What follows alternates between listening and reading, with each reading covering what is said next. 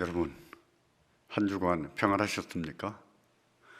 오늘은 금년 들어 가장 쌀쌀한 날입니다. 춥다고 해야 될까요? 정말 추위가 느껴집니다. 감기도, 또 독감도, 또 신종 코로나 바이러스도 계속 돌고 있는데 다 조심하시고 건강을 잘 챙기시기를 바랍니다. 오늘은 전도서 7번째 강론입니다. 지난번에 이어서 수고의 헛됨에 대해서 논하도록 하겠습니다. 기도하겠습니다. 하나님 은혜를 감사합니다. 우리 인생이 무엇이간데 이렇게 하나님의 형상을 입혀주시고 하나님의 형상을 따라 지어주셨어. 이렇게 영광스럽게 하시는지요. 그럼에도 인생의 허무한 존재이신데 이 허무한 인생들을 하나님의 사랑하시고 긍휼히 여겨주신 것을 감사합니다. 이 인생을 어떻게 사는 것이 하나님의 뜻인지 우리가 전도서를 통해서 배우고 있습니다. 하나님의 뜻을 하나하나 알아가게 하시고 이 허망한 삶이지만 이 인생을 잘 살아낼 수 있는 저희가 되게 하여 주시기를 원합니다. 오늘 또 강론 가운데 은혜 주실 것을 믿고 예수님의 이름으로 기도하옵나이다. 아멘. 하나님 말씀 전도서 2장 24절부터 마지막 절 26절까지입니다. 전도서 2장 24절부터 26절까지입니다. 지난번 시간에 18절부터 23절까지 강론했는데 거기에 연이어서 강론하겠습니다. 제가 받들어 읽겠습니다. 사람이 먹고 마시며 수고하는 가운데서 심령으로 낙을 누르게 하는 것보다 나은 것이 없나니 내가 이것도 본즉 하나님의 손에서 나는 것이로다. 먹고 즐거워하는 일에 누가 나보다 승하랴? 하나님이 그 기뻐하시는 자에게는 지혜와 지식과 희락을 주시나 죄인에게는 노고를 주시고 저를 모아 쌓게 하사 하나님을 기뻐하는 자에게 주게 하시나니 이것도 헛되어 바람을 잡으려는 것이로다. 아멘.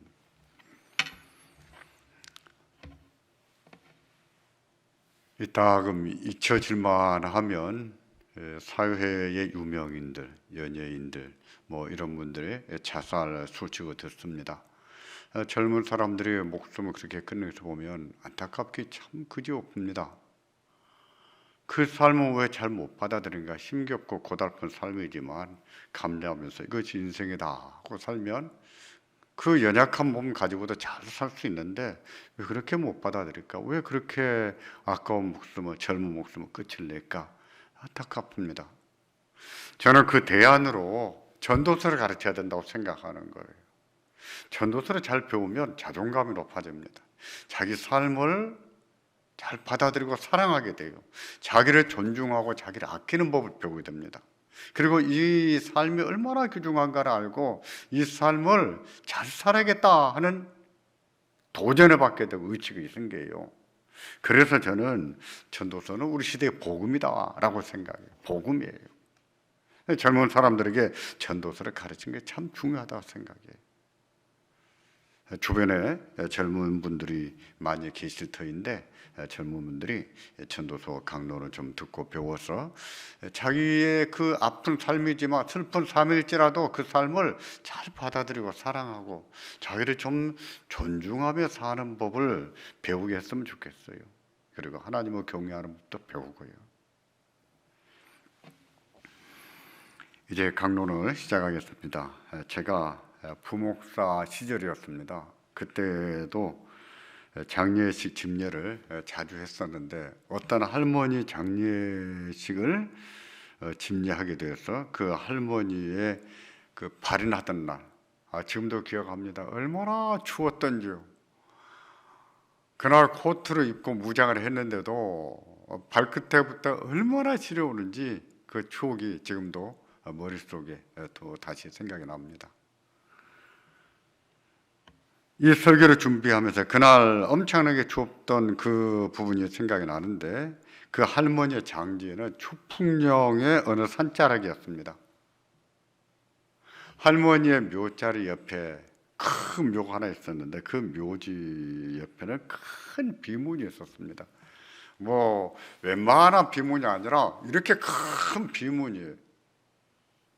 뭐 조선시대 비문 같으면 그렇게 크다고 할 수 있겠지요. 근데 요즘에 누가 그렇게 비문을 크게 씁니까? 저보다도 한참 커요. 이렇게 큰 비문이 있었는데 그 남편의 이력을 간단하게 써놓은 비문이었습니다. 그 남편은 경찰 총수였던 거예요. 요즘 말로 하면은 경찰청장쯤 됐던 겁니다. 경찰청장. 그 할머니는 5층짜리 연립주택이 한 동 있었고 그 외에도 얼마나 재산이 많은지는 잘 모릅니다. 분명히 아는 게 그 하나였는데 전세와 월세를 받아서 아주 넉넉하게 사는 분이었습니다. 할머니와 남편 사이에는 친자식이 없었고 양자가 하나 있었습니다. 당시 양자 나이가 30살 전후였던 것으로 기억하는데 그런 사실을 고려하면 할머니가 50세 전후에 양자를 드리지 않았나 생각이 듭니다. 근데 할머니와 양자는 사이가 좋지 않았습니다. 결혼해서 분가해서 살았는데 가끔 찾아와서 다투는 모양이에요. 제가 한번 신방 가면 그 다퉜던 얘기들을 하시는데 주된 내용이 뭐냐면 자꾸 돈을 달라고 한다는 뜻입니다. 자꾸 돈을 달라고 한다. 그 시절에 30대의 젊은 사람이 SUV를 타고 다닌다면은 대단한 고급차였거든요. 이제 SUV를 타고 다녔어요. 근데 늘 할머니를 찾아와서 돈 문제로 다투게 되는데 결국은 돈 문제로 다투다가 할머니가 쓰러졌어요. 아마 돈 좀 더 주라, 못 준다, 뭐 이런 거 아니었을까 싶습니다만 그 일로 쓰러지셨고 그로부터 몇 달 후에 돌아가셨습니다. 그 할머니의 재산은 누구 것이 됐을까요? 양자의 것이 됐습니다. 주고 싶어서 준 것이 아니었어요. 할머니와 이 문제를 늘 다툰 것을 보면 아마 주고 싶지 않았던 것은 아니었을까요? 아마 그랬을 것이라고 생각이 가능합니다. 결국 그 양자를 그 할머니 재산을 전부 물려받았는데 어땠을까요? 기분이 좋았을까요? 할머니의 의사와 상관없이 양자에게 돌아갔고 양자는 할머니의 뜻을 따라서 이렇게 잘 썼는지 어쩐지 저는 알 수가 없어요. 그런데 할머니가 눈을 감으면서 그것이 흐뭇했을까요? 이런 사실을 생각하면 지난번 설교가 생각나지 않습니까? 수고의 헛됨을 논하다라는 주제로 설교했습니다. 해 아래서 수고한 모든 수고가 헛됐다고 했습니다. 고생하고 애를 써도 뜻을 이루지 못하면 그 수고가 헛될 수 있고 고생하고 애를 써서 뜻을 이뤘다고 한들 병이 나버리면 그것도 그 수고가 헛되어버린 것이고 고생하고 애를 쓰고 살았는데 자식들을 잘못 키워버리면 자식이 잘못 커버리면 그 수고도 헛되지요. 자신은 잘 살았다, 뜻을 이루며 잘 살았다 라고 생각할지는 모르겠지만 자기가 애써 모은 것들, 밤잠을 안 자고 애써 모았던 것들도 다 물려줄 수밖에 없습니다. 근데 그 물려받은 사람이 지혜자일지 우매자일지 누가 알겠습니까? 대개는 꼭 그런 건 아니지만 대개는 자녀들이 물려받지요. 물려받은들 자녀들에게 물려준 유산이 자녀들에게 복이 될지 독이 될지 누가 알겠습니까? 차라리 아무것도 물려주지 않은 부모들은요, 그런 경우는 자녀들 간에 다툴 게 없더라고요. 근데 자녀들에게 많이 물려줬는데도 물려받은 자녀들 간에 다투는 것들을 많이 봤어요. 이렇게 되면 부모가 물려준 것이 복입니까? 화가 됐습니까? 화지요. 독이지요. 독. 그럴 수 있어요. 그럴 수 있습니다. 똑같이 나눠줘도 화가 될 수 있어요. 그게 인간이에요. 본문 2장 19절을 보시겠습니까? 그런 내용들을 말씀합니다. 그 사람이 지혜자일지 우매자일지야 누가 알랴마는 내가 헤아려서 내 지혜를 나타내어 수고한 모든 결과를 저가 다 관리하리니 이것도 헛되다.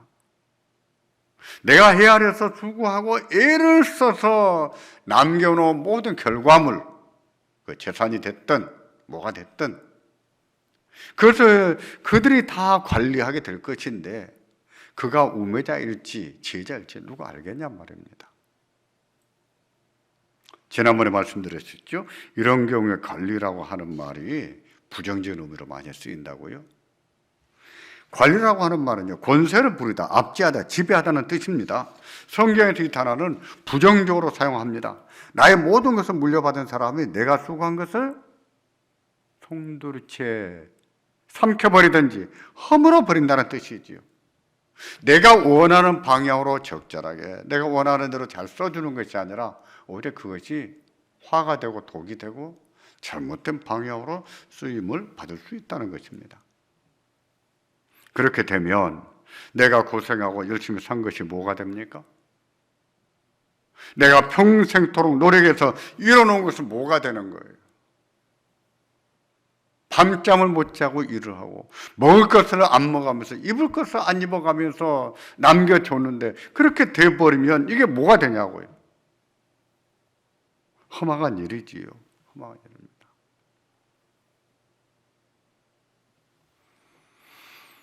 또 그렇게 열심히 살아서 내게 남은 것은 뭐예요?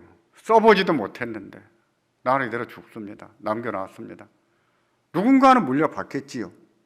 그것이 화가 될지 독이 될지도 알 수도 없겠고 그 사람이 지혜자일지 우매자일지 알 수도 없습니다. 이렇게 되어진다는 그 자체가 허망한 일이죠. 허망한 일입니다. 인생에게는 그런 일이 있어요. 그런 일이 많이 있습니다.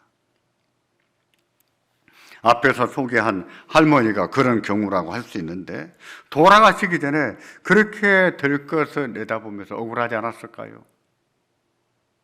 내가 낳은 자식도 아니고 양자를 데려다가 이렇게 키워주고 공부도 가르쳤고 결혼도 시켜놨는데 근데 늘 와가지고 돈 가지고 다투게 됩니다. 근데 당신은 점점 병들어 가요. 나이도 많으셨거든요. 제 기억에 한 86세쯤 됐던 것 같습니다. 자신의 앞날을 내다볼 때 그 양자를 보면서 무슨 생각을 했겠냐고요. 내가 이 꼴을 보려고 그렇게 열심히 살았던가?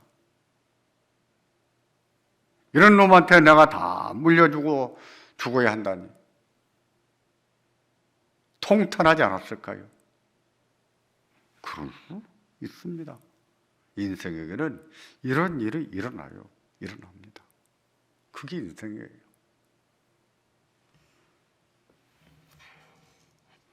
죽을 고생을 해서 뜻을 이루고 재산을 많이 모아도 나는 하나도 누려보지 못했는데 다른 사람이 다 누릴 수 있어요. 나는 한 푼도 써보지 못했는데 다른 사람이 다 쓰고 잘 먹고 잘 살 수 있다는 거예요. 이런 사실이 이런 일이 인생들에게 일어나는 일이라면 이게 허망한 일인데 이런 허망한 인생을 어떻게 살아야 되는가 하는 얘기입니다. 다시 말해서 그래도 안 먹고 안 쓰고 안 입고 그냥 아끼고 모으고만 살아야 되는가? 그럴까요? 이렇게 될 것을 뻔히 알아도 그렇게 사시겠습니까? 그건 어리석은 것이지요. 어리석은 거예요. 그러면 인생들에게 이런 허무한 일이 있는 것을 안다면 또 전도서가 인생들에게는 이런 허무한 일이 있다고 말씀을 하므로 그렇다면 어떻게 해야 되겠는가? 어떻게 살아야 되는가? 전도서 전체를 볼 때 이런 점에서 세 가지 정도로 우리가 답을 얻을 수 있습니다. 그 첫째는 좀 누리고 살라는 겁니다. 좀 누리고 살아라. 인간의 모든 수고가 허무함으로 하나님이 주신 것을 누리고 살라는 것입니다. 내 손에 있을 때 누리고 살아야 됩니다. 너무 모으고만 살려고 하지 말고, 자식이 됐든 누가 됐든 남겨주려고만 하지 말고 좀 누리고 살라는 거예요. 내 마음에 기쁨이 되도록, 내 마음이 즐겁도록 좀 재밌게 좀 누리고 살라는 겁니다. 하나님께서 고생하고 산 자들에게 주신 것을 자신을 위해 쓸 줄도 알아야 됩니다. 우리 기성세대 어른들은요, 아끼고 모을 줄만 알지 쓸 줄을 잘 몰라요. 그거 잘하는 게 아닙니다. 잘 사는 게 아니에요. 지금 전도서는 그런 문제를 지적하고 있어요. 그래서 전도서는요, 누리고 사는 것이 선하고 아름다운 것이라 하고 가르칩니다. 그 선하고 아름다운 것이지 그 나쁜 게 아니에요. 그 하나님 주신 복이다 이렇게 가르칩니다. 누리며 살 줄 아는 것 말입니다. 중요한 거예요. 전도서 6장 2절에 보시면 누릴 줄 모르는 사람들에 대해서 이처럼 말합니다. 들어보십시오. 어떤 사람은 그 심령의 모든 소원에 부족함이 없어 재물과 부여와 존귀를 하나님께 받았으나, 어떤 사람은 재물과 부여와 존귀를 부족함이 없이 하나님 앞에, 부족함이 없을 만큼 많은 것을 하나님으로부터 받았다는 겁니다. 그런데 문제는 능히 누리게 하시면 얻지 못하였으므로 다른 사람이 누리나니 이것도 헛되어 악한 병이로다. 그 사람이 애를 쓰고 사는 것을 보시고 하나님이 복을 주셔서 재산과 부여와 존귀를 소원에 부족함이 없이 다 주셨어요. 근데 자기는 한 푼도 써보지를 못해요. 누리지를 못해요. 그거 가지고 재밌게 살 줄은 몰라요. 오히려 그것을 다른 사람이 다 누리더라는 겁니다. 이것도 헛되요, 이것도 악한 병이다 그랬어요. 뭐라고요? 병이라 그랬습니다. 병. 지독한 병이다. 하나님이 그런 은혜, 그런 복을 주셨는데 그 누릴 줄을 모르고 아깝다고 쌓아두기만 한다면 누군가에게 물려줄 수밖에 없어요. 그 사람이 지혜자일지 주매자일지 알 수가 없습니다. 근데 이렇게 되는 것도 험악한 일이에요. 오히려 다른 사람 누립니다. 얼마나 험악합니까? 나는 못 써봤는데, 나는 못 누려봤는데. 성경은 그런 사람에 대해서 병에 걸렸다 이렇게 말해요. 지독한 병에 걸렸다, 악한 병이라 이렇게 말합니다. 누리고 사는 것은요, 복이에요. 하나님의 선물입니다. 우리가 힘쓰고 애쓰고 사는 그 삶에 대해서 하나님이 주신 복이에요. 하나님이 주셨으면 그것을 좀 누리고 살 줄 알아야 됩니다. 좀 재밌게 하나님이 주신 것을 가지고 재밌게 쓰고 재밌게 즐겁게도 살아야 되는 거예요. 선하고 아름다운 것이라고 했습니다. 하나님 지금 복이라고 했어요. 근데 그렇게 못하는 사람이 있더라는 겁니다. 가지고도 못하는 사람. 이런 사람은 뭐에 걸렸다고요? 병에 걸렸다. 지독한 병에 걸렸다 그랬어요. 그러므로 여러분이 애를 써서 그 하는 일에 하나님이 복을 주시거든 좀 누리고 사세요. 누리고 사는 것은 선한 겁니다. 아름다운 겁니다. 하나님이 주신 복을 누리는 거예요. 누릴 줄 모르는 사람은요, 허망한 사람이에요? 병 걸린 사람이에요? 사람이 헤아려서 수고하는 모든 수고가 헛됨으로 전도서는 그 두 번째 대안으로 베풀고 살 것을 말합니다. 먼저는 누리고 살라라고 했다면 그 다음은 좀 베풀고 살아라 하고 가르쳐요. 인간은 불확실성의 연속입니다. 세상에는 심는 대로 거두게 하시는 보응의 원리가 있지만 보응의 원리만 있지는 않아요. 의롭게 살아도 고난을 당할 수 있고 열심히 살아도 실패할 수 있습니다. 잘 살다가 엎어질 수 있어요. 인생에게는 그처럼 불확실한 삶이 있다는 겁니다. 우리가 이렇게 평안하게 살다가 어떤 날 세상에 엎어져서 재앙을 당할지 알 수가 없어요. 알 수가 없습니다.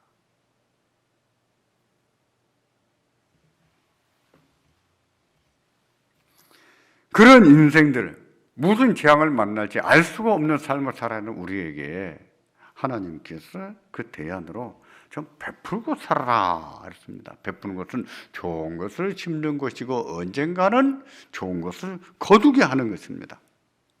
가난한 자를 도울 때는 그것이 무슨 복이 되겠느냐라고 생각할지 모르겠지만 아니에요. 하나님이 거두게 하세요. 하나님이 거두게 하십니다. 그런 은혜가 있어요. 이게 하나님의 이치입니다. 하나님이 세상을 돌아가게 하시는 이치예요. 전도서 11장 1절과 2절을 보시겠습니까?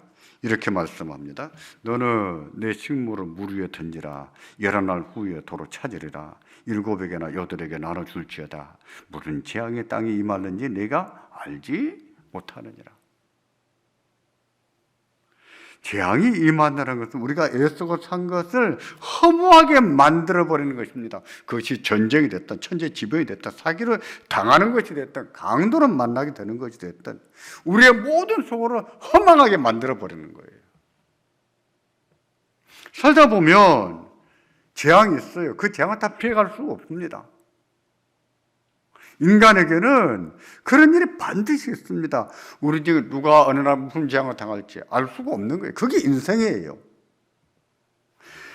인생이 그런 존재인데 그런 인생을 잘 사는 것이 무엇이냐? 식물을 물 위에 던지는 것이라고 말씀하는 거예요. 식물을 물 위에 던진다는 것은 다시 찾을 가능성이 있을까요? 없을까요? 없어요. 그게 우리 생각입니다. 강물은 흘러갑니다. 식물을 던져버리면 다 흘러가 버려요. 다시 돌아옵니까? 돌아오지 않을 것만 같습니다. 마치 안 돌아올 것 같아요. 근데 그게 몇 날 후에, 11날 후에 돌아온다. 찾게 하신다는 거예요. 누가 찾게 하실까요? 하나님이 하십니다. 하나님이 도로 찾게 하세요. 어떻게 찾게 하실까요? 하나님이 가난한 자를 돕고 살았던 그런 모습을 기억하시고 하나님께서 그 사람들을 재앙의 날에 다시 건져내 주시는 거죠. 가난한 자들을 위해서 헌금하는 것이 그렇고요. 가난한 자들을 보면서 돕고 사는 것이 그렇고요. 재앙을 만난 사람들을 숨겨주는 것이 그렇고요. 지켜주는 것이 그렇고요. 주를 위해서 복음을 위해서 기꺼이 헌금하고 복음을 위해서 협력하는 것이 그런 거예요. 식물을 물 위에 던지는 겁니다. 던져버리면 다시 돌아오지 않을 것만 같아도 하나님이 돌아오게 하십니다. 돌아오게 하세요. 재앙을 만났을 때 하나님께서 그 재앙의 날에 지켜주신다는 뜻이에요. 7에게나 8에게나 나눠주라는 것도 같은 뜻입니다. 인색하게 굴지 말고 좀 여러 사람들에게 넉넉히 좀 풍성하게 베풀라는 거예요. 사람이 무슨 재앙을 만날지 알 수가 없는데 그런 날에 하나님이 다 거둬들이게 하신다는 거예요. 믿으십시오. 하나님은 살아계십니다. 살아계신 하나님. 우리가 어떻게 살고 있는지 하나님은 지켜보고 계세요. 기억하고 계세요. 그리고 재앙의 날에 누가 그런 재앙을 만날지 알 수가 없고 누구나 당할 수 있는데 그런 날에 하나님이 도로 찾게 하시고 하나님이 건져내십니다. 많은 분들이 재산을 자식에게 물려주려고만 합니다. 특히 한국 부모들은 거의 다 그래요. 자식들에게만 물려주려고 합니다. 기부 문화가 없지요.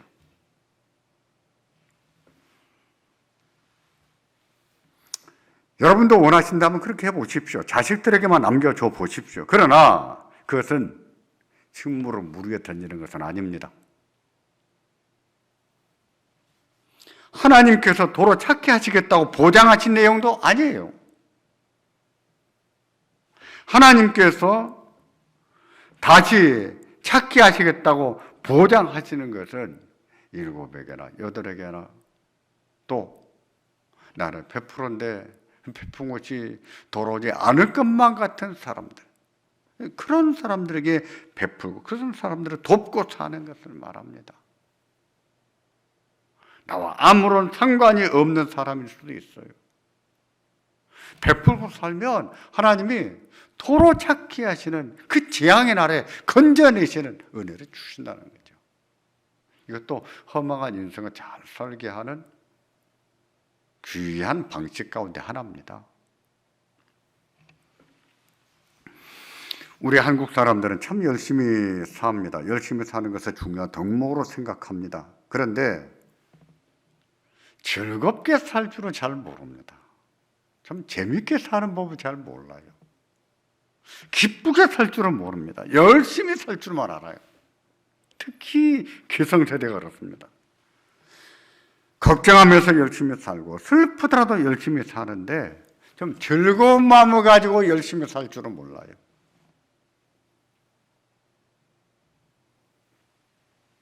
그저 쉬지 않고 일하고 밤잠도 안 자고 일하고 누구를 위해서 그렇게 열심히 삽니까? 쓸 줄도 모르고 아끼기만 하고 쌓기만 하고 자식들을 위해서요. 그게요 허망한 일이다니까요. 그게 자식들한테 화가 될지 복이 될지 알 수가 없다니까요. 그 자식이 지혜자일지 우매자일지 알 수가 없단 말이에요.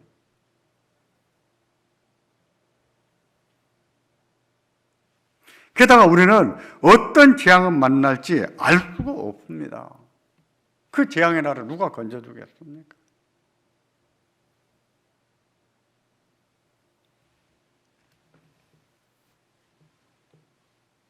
인생이 이렇게 허무한 존재거든요. 그런 날을 위해서, 그런 허무한 날을 위해서 하나님이 우리에게 어떻게 되는가? 베푸고 살아라 말씀해. 여러분 베푸십시오. 하나님이 살아계세요. 재앙의 날에 거두게 하십니다. 우리가 피해갈 수 없는 재앙인데 우리가 재앙을 만났을 때 하나님이 건져주신 은혜가 있어요. 제가 나이가 많이 들어가면서 새롭게 안 우리 부모님과 관련된 얘기를 하나 들은 게 있습니다. 제가 어린 시절에 저는 기억을 못해요. 제 바로 위에 누나, 저보다 나이가 2살 많은 누나는 기억을 합니다. 저희 집에 어떤 할머니가 와서 오시면 항상 그 할머니에게 이렇게 융숭하게 대접을 하고 늘 잠자리를 이렇게 제공해드렸는데, 근데 그 할머니에게서 이렇게 냄새가 많이 났던 모양이에요. 잘 씻지도 않고 다니시고. 우리 누나는 그런 게 불만졌다 그래요. 왜 할머니는 왜 저 할머니를 우리 집에 재워드리는 거야? 응? 저렇게 냄새 나는 할머니가 어떻게 잔다고? 그때 저희 할머니가 그렇게 말씀하셨답니다. 얘들아, 그렇게 말하지 마라. 저 할머니 아들이 너희 아버지를 살려주셨다.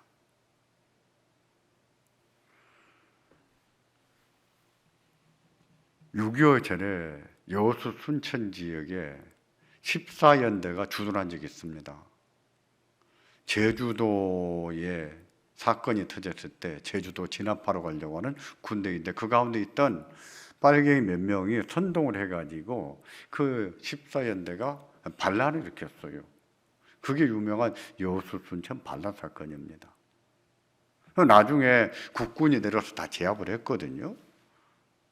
그때 어떤 사람이 가다가 저기 담장 안쪽으로 총을 한 장 던져버린 모양이에요. 그게 들켰어요. 그게 알려졌어요. 우리 아버지는 영락없이 누명을 쓴 것이죠. 그리고는 불려갔답니다. 불려간 사람들은 그냥 다 처형을 당했다고 해요. 저희 먼 친척 삼촌께 저도 그 얘기를 또 들은 적이 있는데, 그때 자기 고모는 돌아가시고 저희 아버지 보고 형님이라고 부르셨는데 형님은 살아나셨다 이런 얘기를 해요. 근데 저희 아버지를 살려주신 분이 누구냐면 그 할머니, 저희 집에 와서 늘 주무시고 하는 그 할머니 아들이었다고 그래요. 그 할머니의 아들이 그때 경찰관이었는데 당신은 빠지라고 그랬다는 거예요. 그 아들이 왜 저희 아버지를 빼줬겠습니까? 왜 집으로 가라 했겠어요?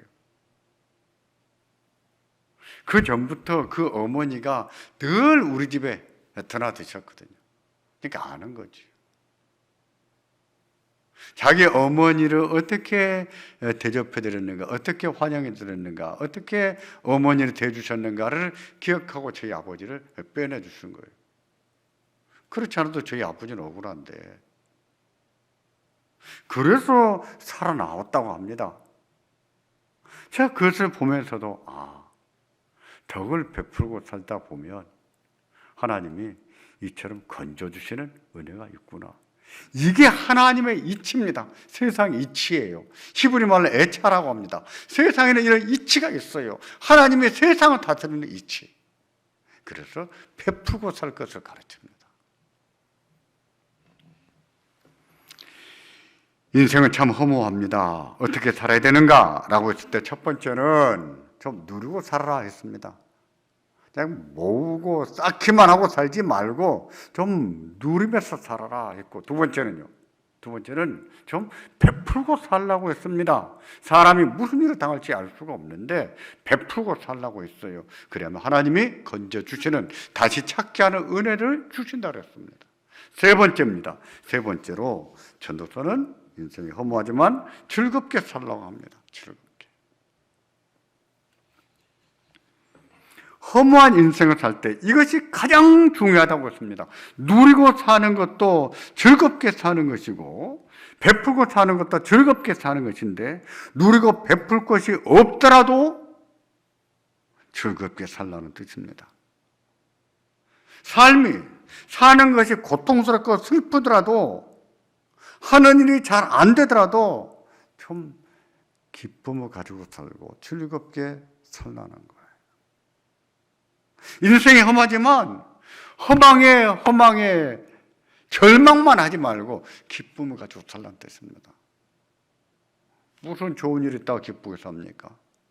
나에게는 지금 좋은 일이 없을지 몰라도 하나님은 살아계세요. 하나님이 여러분의 슬픈 인생을 위로하십니다. 도우십니다. 하나님이 여러분을 붙들고 계세요. 지금은 슬픈 시기를 보내고 있지만 하나님이 여러분을 지키시고 여러분과 함께 하신 것을 알고 우리는 하나님을 생각하면서 기쁘게 살아야 됩니다. 이것이 성령으로 기뻐하는 것입니다. 본문 2장 24절을 보시겠습니까? 사람이 먹고 마시며 수고하는 가운데 심령으로 낙을 누리게 하는 것보다 나은 것이 없나니 내가 이것도 본즉 하나님의 손에서 나는 것이로다. 이제까지 전도서는 인생이 어떻게 허무한지 증명해 보였습니다. 봐라, 인생이 허무하지 않느냐라고 말하고 있어요. 인생은 이렇게 험한 것이라고 강론했습니다. 이렇게 험한 인생에게 이것보다 나은 것이 없다라고 했어요. 무엇을 먹고 마시고 살고 수고하고 살더라도 이것보다 중요한 것이 없다 했습니다. 그것은 무엇이라고 했습니까? 심령으로 낙을 누리는 것, 기쁨을 누리고 사는 것이라고 했습니다. 무엇을 하든지 즐겁게 사는 것, 이것보다 중요한 것이 없다는 거예요. 여러분 기억하십시오. 믿으십시오. 기쁘게 사는 것만큼 중요한 것이 없습니다.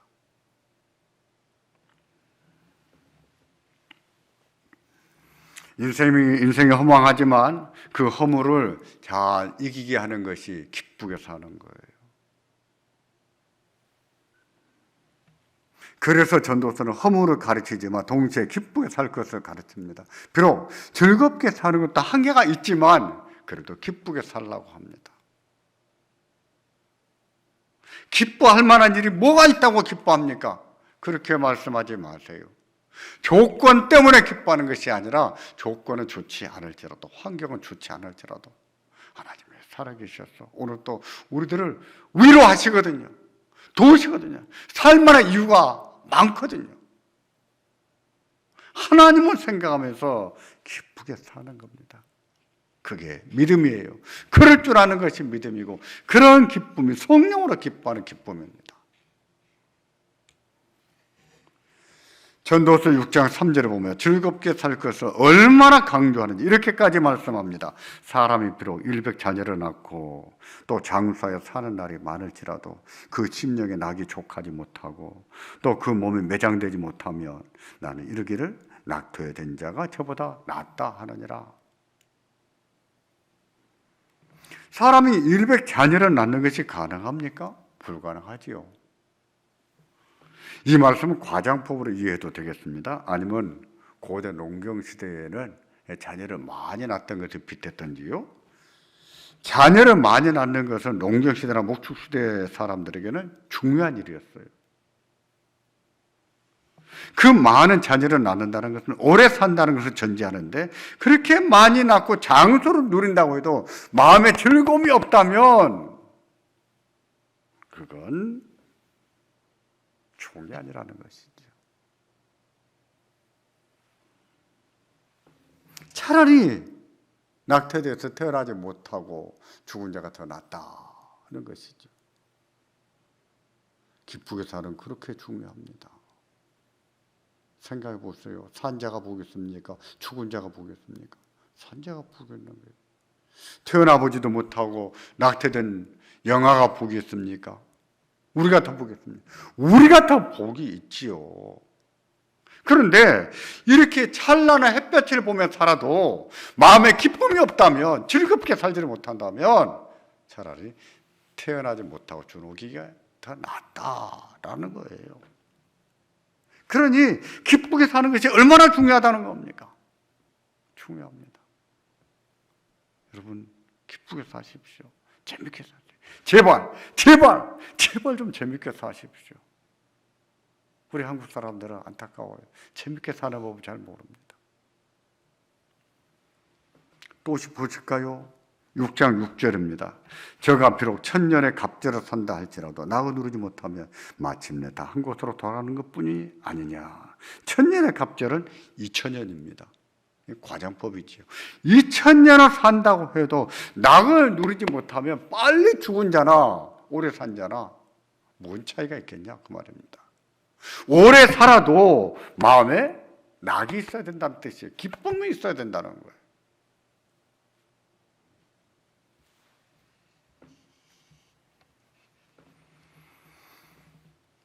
말씀드린 대로 어떤 분은 목사님 뭐가 그렇게 좋은 일 있다고 기쁘게 살고 있습니까? 나이 더 들어보세요. 뭐가 재밌는 일 있다고 재밌게 살 수가 있겠습니까? 맞아요. 좋은 일만 생각하면 재밌게 살 일이 뭐 얼마나 있겠어요? 그러나 우리는 그리스도인이에요. 우리는 하나님의 자녀입니다. 우리가 기쁘게 사는 것은 하나님 뜻이에요. 우리는 하나님이 우리와 함께 하신 것을 알고 그 하나님으로 인해서 기뻐할 줄 알아야 됩니다. 그게 믿음이라니까요. 믿음이에요.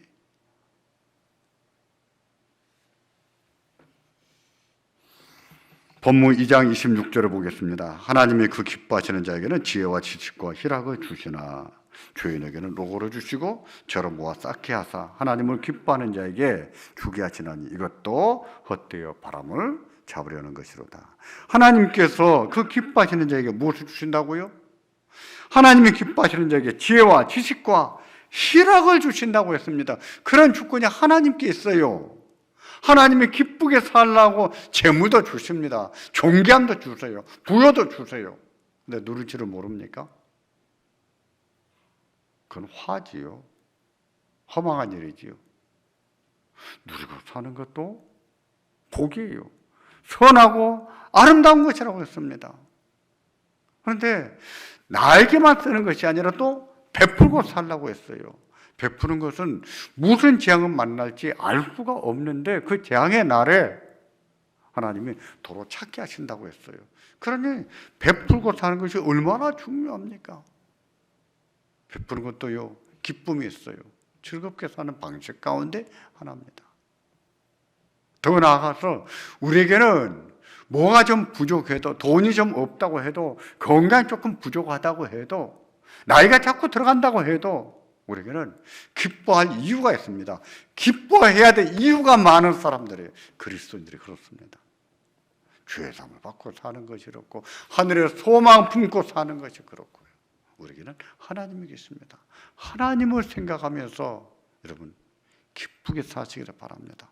여러분의 삶을 재밌게 사세요. 하나님의 뜻입니다. 그리고 하나님께 감사하시기 바랍니다. 하나님께 감사하시고 주를 위해서 사는 여러분과 제가 되기를 주의 이름으로 축원합니다. 기도하겠습니다. 감사하신 하나님, 이 허망한 인생들, 허망하다고 해서 덧없이 살게 하지 않으시고 기쁘게 살고 재밌게 살도록 복을 주신 것을 감사합니다. 하나님께서